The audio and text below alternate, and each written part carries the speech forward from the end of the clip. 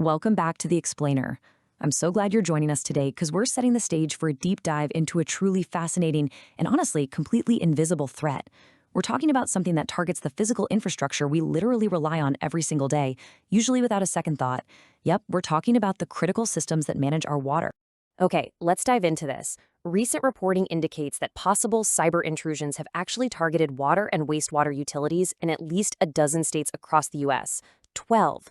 We're not just talking about an isolated incident in one sleepy little town here. No, we're looking at a coordinated, widespread probing of critical infrastructure spanning across 12 different states.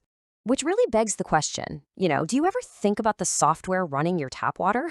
I mean, think about your morning routine. You wake up, turn the faucet, and water just comes out. You grab a shower, you brew your coffee. It's this super tangible, physical resource. But behind that seemingly simple flow of water is a highly complex web of hidden digital code. And that software, it's what's commanding the pumps, monitoring the pressure, and bringing that physical resource right into our homes. So when that hidden code suddenly becomes a target, the real-world implications are, well, they're massive. Section 1. The cyber threat to water. To really get a grip on this, we've got to establish exactly where this invisible threat might be coming from. And multiple sources speaking to ABC News have pointed to a specific origin.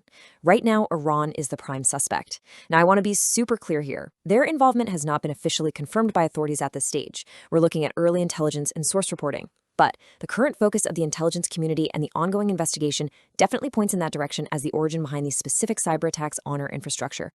Let's move to Section 2 and see how this builds, how the attacks work. Identifying a suspect is one thing, right? But understanding the actual mechanics of these infiltrations is where things get truly interesting.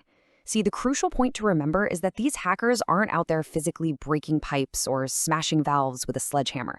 It's way more subtle, and honestly, a lot more insidious. They're effectively blinding utility operators.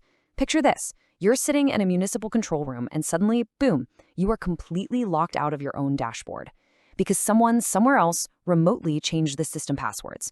Or even worse, the critical alarms designed to tell you if the water pressure is dangerously high or if the chemical treatment levels are off. Those alarms are just remotely disabled. They're not destroying the machinery, they're stripping away the operator's ability to see, monitor, and control it. Moving on to Section 3. Is our water safe? Naturally, talking about hackers blinding utility operators sounds incredibly alarming, but here's why this matters more than anything else we're going to cover today. There have been no widespread disruptions to water supplies or wastewater treatment so far. None. Zero. The really reassuring takeaway here is that the water is still flowing and it is perfectly safe right now. The cyber threat is absolutely real, for sure, and the probing of the software is definitely happening, but the actual physical disruption to the end consumer, you and me, has not materialized. To really grasp how this whole thing is being handled, let's ground this national news with a specific local example. Michigan is one of the dozen states affected by this, and the Michigan State Police, right alongside the Department of Environment, Great Lakes, and Energy, are actively monitoring the situation. But they aren't just sitting back and watching. They're actively coordinating and communicating with municipal water systems across the entire state. They're working hand-in-hand with local facilities that use the specific affected software to help them lock down and completely secure their systems. And this brilliantly illustrates exactly how the threat is being managed on the ground. Let's look at this official quote from the Michigan State Police together. All systems continue to operate safely. Issues were addressed by local operators, and there are no known impacts that posed a public health concern. This is pretty much the ultimate proof of concept for our local infrastructure, right? It shows that even when software vulnerabilities were actively being probed by bad actors, the local human operators were instantly able to step in, address the issues, and prevent any public health impacts whatsoever. Let's head into our final section, Section 4, Defending the Grid. Because, this isn't just about local operators patching software on the fly.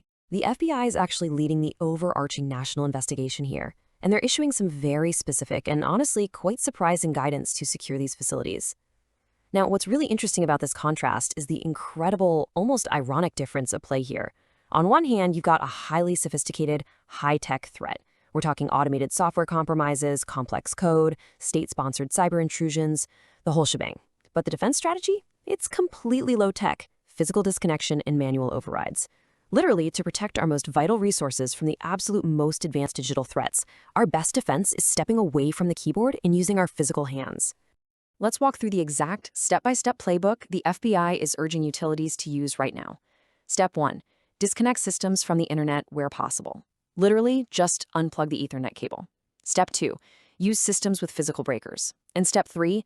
Become familiar with reverting to manual controls. The highest federal law enforcement agency in the country is telling infrastructure operators that if automated systems are compromised, your absolute best defense is simply pulling the plug, grabbing a wrench, and turning the physical valves yourself.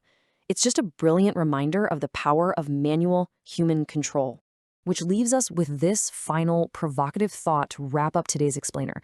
As our vital infrastructure becomes increasingly automated, as we connect more and more of our physical world to the digital internet for the sake of, convenience and efficiency, is our ultimate security simply knowing how to pull the plug?